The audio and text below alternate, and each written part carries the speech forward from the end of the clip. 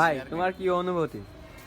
আসলে মানে তুমি জয়, তুমি যে ডেকে নিয়ে এসে যে এইরকম ধরনের একটা চার কাপ, আলিশান একটা কাপ, আর সেই দুধের চা, মানে এর যে একটা ভাব উঠছে, সেই নিঃশ্বাস ফিল করতেছি, মনে হচ্ছে আমি সেই ছোটবেলায় টিভি থেকে অ্যাড দেখছি, সেই ফিল্লি মির্জাপুর স্যার যে অ্যাডটা, মনে হচ্ছে ঠিক সেই নিঃশ্বাসটাই আমি পাচ্ছি।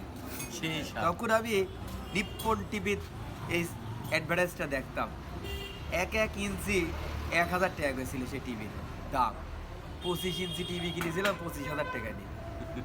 সেই টিভি ওই অ্যাডভার্টাইজ দেখেছিলাম যে ফিল্লি মির্জাপুর স্যার সেই আর আবুল হায়াত স্যার এই স্যার অ্যাডভার্টাইজ করতেন তিনি, ঠিক আছে? সেই স্বাদ সেই চা।